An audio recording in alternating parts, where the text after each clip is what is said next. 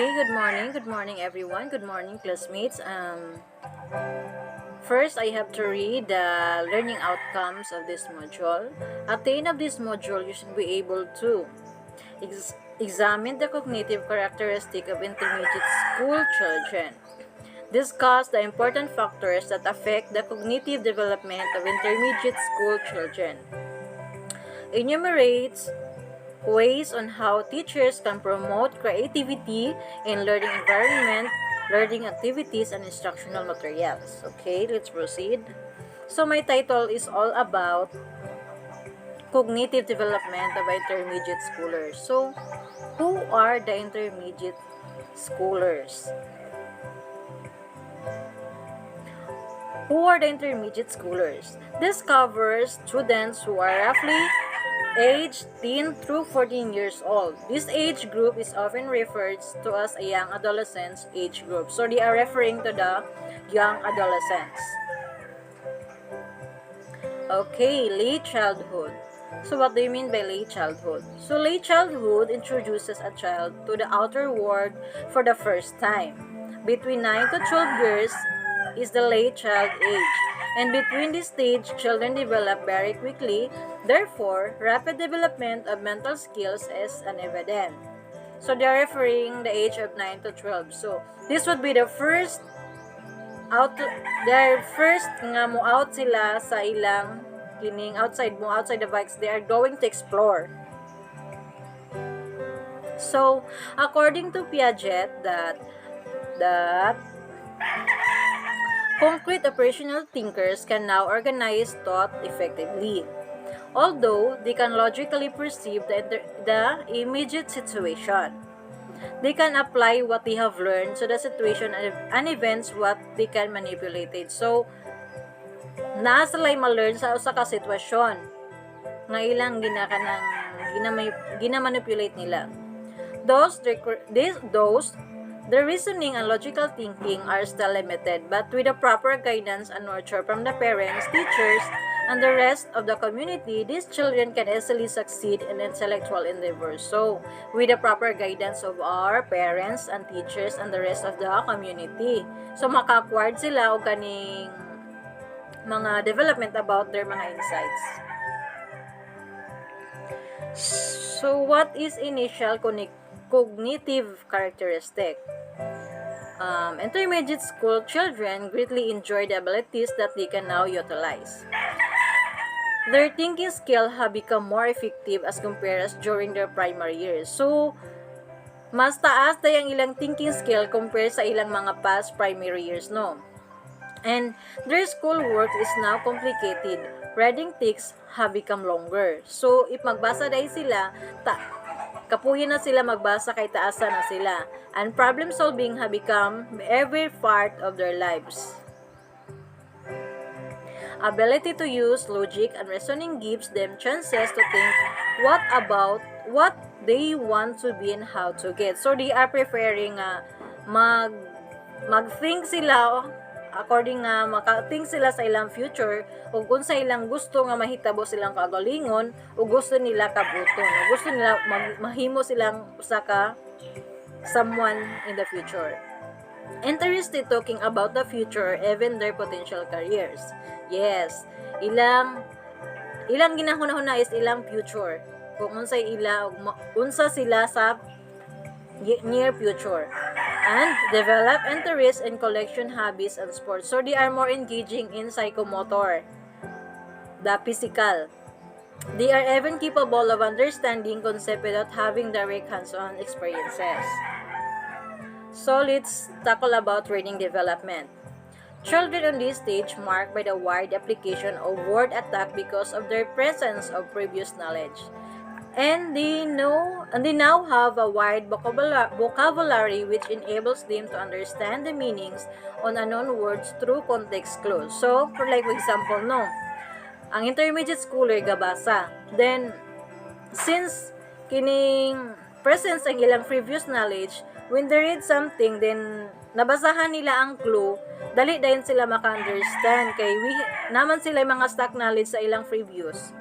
Then, interested in more longer materials and more complex reading materials. So, The intermediate schooler, they are not interested in kining fairy tale, something like that nga mga books.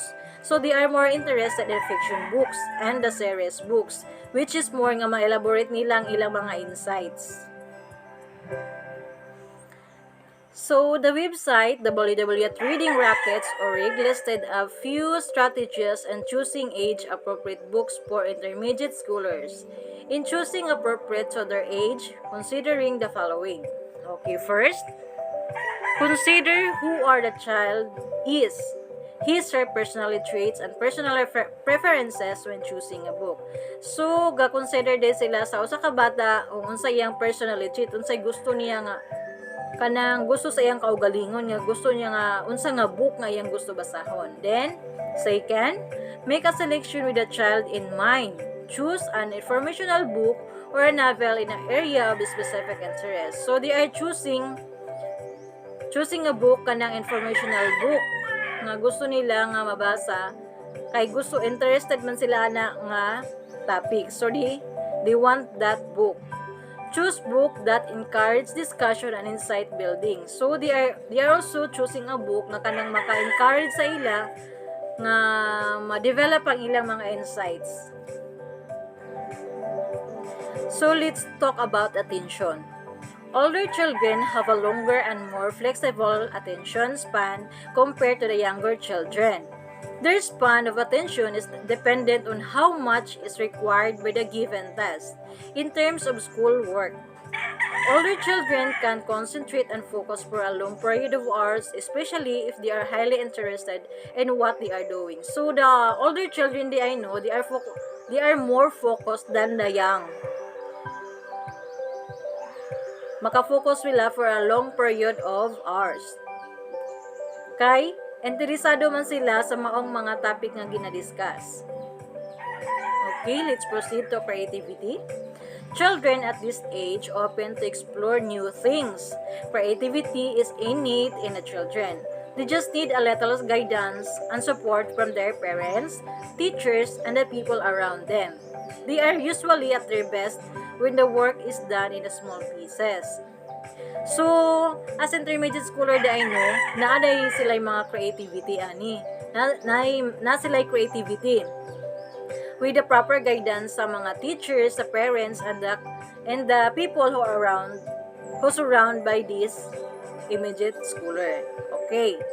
Creativity in children encouraged when the activities encourage different responses from each children, celebrate uniqueness, break stereotypes, reduce stress and anxiety in children, support to share ideas not only with teachers, parents, but also with the other children. So they are sharing. And minimize competition and external awards. So dili sila mag-compete. Gina-promote pud nga na mga rewards. The impact of media. So what is the impact of media? The impact of media, the use of television and other media like computer has gained popularity because students are given more opportunity to communicate effectively in speech and writing, work collaboratively, use technological tools, analyze problems, set goals and formulate strategies for achieving those goals, and seek out information or skills on their own as needed to meet their goals. So dako di ay ang impact sa media no. Kay ang bata di ay ang learners, they can communicate effectively through kanang na-experience sila sa kanang sa media, mo nang maayo sila mo communicate. Then they work collaboratively, kanang na sila collaboration if na sila mga activities nga ginahatag. Then they use technological tools. For example, in school, they are engaging in school, they are using laptops, mga technological tools. They are more on 21st century children. Then kabalo po sila mo analyze sa mga problema nila. Kabalo sila mo sit sa ilang goals o mo formulate og strategy para ma-achieve nila ang ilang goals. Then mo seek sila informations sa ilang kaugalingon if needed. para ma-meet nilang ilang mga target goals. Okay, let's proceed. So, media aggression. So, what do you mean by media aggression? Violence and aggression are often dubbed as one of the result of media. According to the Public Health Summit 2000, the following are some of the negative result of media. So, naapo di ay mga negative results sa media, no? Number 1, children will increase antisocial and aggressive behavior. Number 2, children may become less sensitive to violence to those who suffer from violence. Third, children may view the world as violent mean, becoming more fearful of being a victim of violence. Children will desire to see more violence as acceptable way of settle conflict. So, ang media di ay no na po day mga negative effects sa mga bata. Yes na, gid na no, di gid na malikayan. Samot na ka ng mga victims bitaw sa mga violence. Luoy kay mga bata ug mga ingana. Nya nakita nila sa media nga kana day naiuban nga mga bata nga ang violence di ay maoy kanang murag mo ilang kuan sa makasitol sa ila ba nga by doing the violence ma-accept sila sa community. Okay? Implication to child care, education, and parenting. Children have varying intelligence profiles.